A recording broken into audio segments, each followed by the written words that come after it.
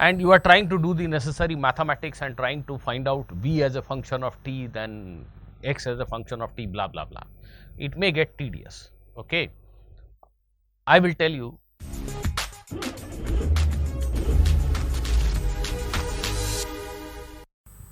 Hello students, today we will solve a question from mechanics in which even if you understand the physical concepts very well, the mathematics part might get very tricky. So here is the problem. A motorcyclist wishes to travel in a circle of radius r, and the coefficient of static friction between the tires and the horizontal ground is constant. Okay. The motorcycle starts at rest. What is the minimum distance the motorcycle must travel in order to achieve its maximum allowed speed? That is the speed above which it is going to skid out of the circular path. There is a circular track on which you want to ride a motorcycle. You start from rest, you go on accelerating, and of course you all must be knowing that there is a maximum allowed speed beyond which if you try to move, you will skid out of the circular track. So what is the minimum distance that you need to travel on that circle to attain that maximum speed? All of you who want to give it a try, please go ahead. For rest of you, I will explain the physical concept first, and then you may start doing the mathematics part. Let us see how it goes. So this gentleman, this motorcyclist, wants to move on a circular track, right? Let us say he starts from this particular point. Initially his velocity is 0. So when he starts, there is no radial acceleration. V square by r is 0, speed is 0. So the whole of friction, the complete friction force, the maximum friction force, which is mu into mg, mu into normal reaction, the complete friction force will be acting tangentially. If there is no slipping, there is static friction, and let us assume that static friction is at its maximum value. This is necessary because you want to attain the maximum speed, maximum allowed speed by traveling through minimum of distance. So we will assume that all the time friction is at its peak value. You will need to adjust the accelerator so that friction is at its peak value. So initially the whole of friction force will be in tangential direction and your acceleration will be in tangential direction only. V square by r is 0, there is no radial acceleration, right? So you will have maximum tangential acceleration right now. That means your rate of change of speed is going to be maximum initially. A time later, somewhat later, when you reach here, now you are having some speed. So in order to be able to move in circular path, there must be some radial force, there must be some radial acceleration. So now the complete friction cannot be used to accelerate you. A part of friction force will be directed towards the center of the circle and a part of it will be there to accelerate you. So the speed is low, so the radial force required is small, so a part of friction can do the job. Rest of the friction will be in tangential direction. So here there will be a radial force, that means there will be radial acceleration, as well as there will be a tangential force, right? And both these tangential and radial forces are being provided by friction. Basically these two forces are two perpendicular components of friction force. So your speed goes on increasing, you reach here. What is happening? When your speed increases, the radial force will grow, it will increase. V square by r is increasing, so mv square by r, the required radial force, the required centripetal force will increase. Mind you, friction has got a fixed magnitude mu mg, assuming that it is always at the largest value, it is always at its limiting value. So the friction force has got fixed magnitude, but now because the speed has increased, a larger component of friction force will be in radial direction and the tangential component will become smaller. So, this is what the diagram is showing. Initially the complete friction is tangential, now the radial component is there, tangential component is there, friction is somewhere in between here, and somewhat later on the radial component will grow, it will increase in size and the tangential component will become smaller. So, this will keep on happening as your speed increases, the tangential friction goes on decreasing and the radial friction, the radial component of friction goes on increasing. So, after some time when you have attained your top speed, top allowed speed, the complete friction force is in radial direction.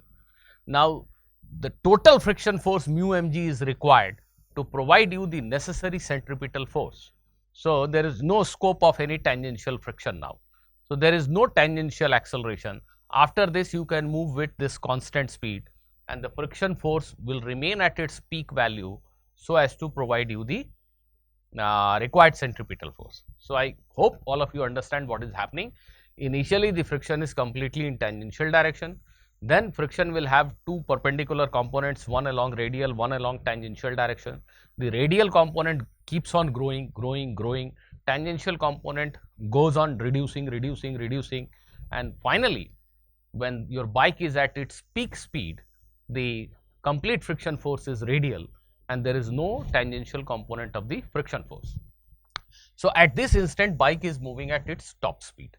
The question asks us to find this minimum distance that the bike must travel in order to attain its peak allowed speed. So, now students, the concept part is over. So, if you want to give it a try, you can start now, or if you are not clear how to set up your equations, wait for a couple of more minutes, I will explain something more. So, at some intermediate point like here, this is the situation.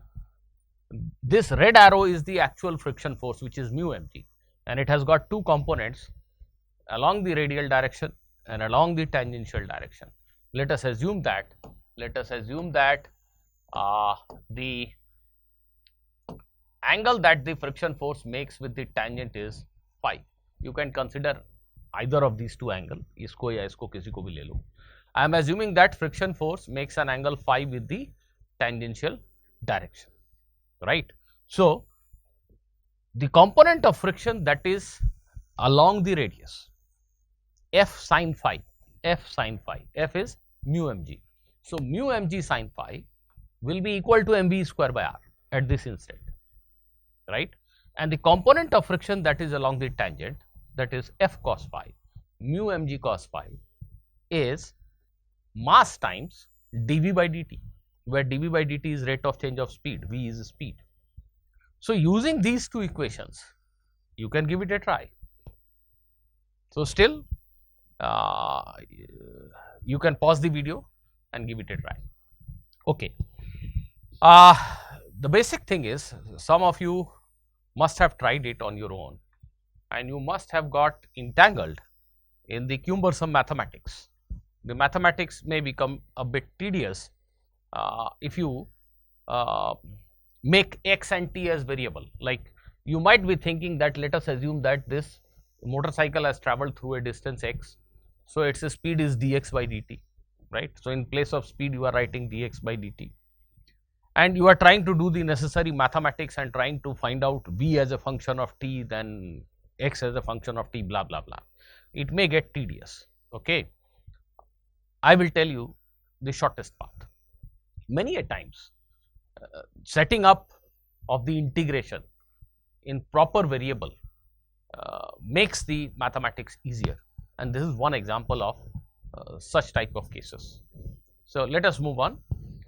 This is the situation and this is the solution that I have written. यहाँ से कुछ hint ले सके, अब फिर से try कर सकते हो तो कर लो. देखो, हमने फिर से इंटरमीडिएट सिचुएशन पे रखा है इस मोटरसाइकिल को. This is the friction, radial component, tangential component. So now mu mg sin phi, mu mg sin phi, which is the mu mg sin phi, which is the radial component of friction force, must be equal to mv square by r. No doubt about it. Now what I have done is, I have differentiated this equation with respect to time. I am differentiating this equation with respect to time. So mu mg, mm cancels out. So mu g, differentiating this with respect to time, is cos phi d phi by dt, and here you get 2v dv by dt. R remains as it is. What I am trying to do is, I am going to make phi my key variable, the angle phi as my key variable. What I have observed actually is that when the motorcycle is started, the entire friction force is in tangential direction, and in the final situation, the friction force is perpendicular to tangential direction. So this angle phi changes from 0 to pi by 2. Can you see that? The friction force makes an angle phi with tangent. Initially, the friction force is along the tangent. Finally, friction force is perpendicular to tangent.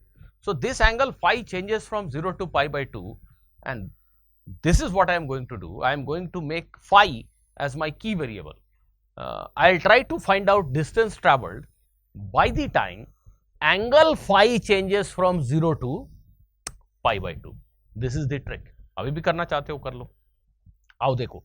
So radial force mu mg sin phi is mv square by r differentiated with respect to time gives you this equation. Let me call it as equation 1. And the tangential force, which is f cos phi, mu mg cos phi, mu mg is friction, cos phi is m times dv by dt. The tangential force is mass times rate of change of speed, right? So now what I am going to do is, using this first equation, I will eliminate dv by dt altogether. From here, dv by dt can be written as this into r by 2v. So I will substitute for dv by dt from this equation into this equation. So I have done that substitution, and the whole thing, after necessary calculations, boils down to this. So I have written the same two equations, the radial and the tangential. Nothing else can be done actually as far as physics is concerned. But the mathematics part, I have differentiated this with respect to t. Now dv by dt, whole dv by dt has been expressed in terms of d phi by dt. Tick. Now this cos phi cancels, m cancels, whatever cancels, cancels basically. You can make it out on your own. So what I am left with is this simple equation. Now there are two variables, phi and t. Phi and t. Now t भी तो मुझे नहीं चाहिए. But what I need is integral of v dt. What is v dt? V is speed. So integration of v dt is nothing but distance travelled.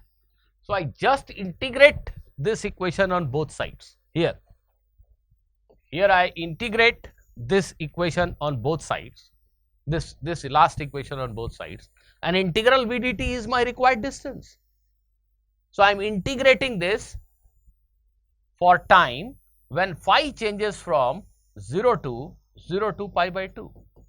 As I have told you earlier, that the angle phi changes from 0 to pi by 2 by the time the motorcycle attains its peak top speed. So this is distance travelled. So this distance travelled is simply r by 2 into integral of d phi, which is pi by 2. So this distance travelled is pi r by 4. Pi r by 4. Great. Whatever be the value of coefficient of friction, doesn't matter. In order to attain the top speed, the motorcycle must travel through a distance of pi r by 4. अब देख क्या रहे हो, video like कर दो, थोड़ा share कर दो और खुश हो जाओ कि तुमने ये क्वेश्चन अच्छे से समझ लिया. चलो मिलते हैं अगले वीडियो में फिर किसी नए धमाकेदार कॉन्सेप्ट के साथ. Good bye.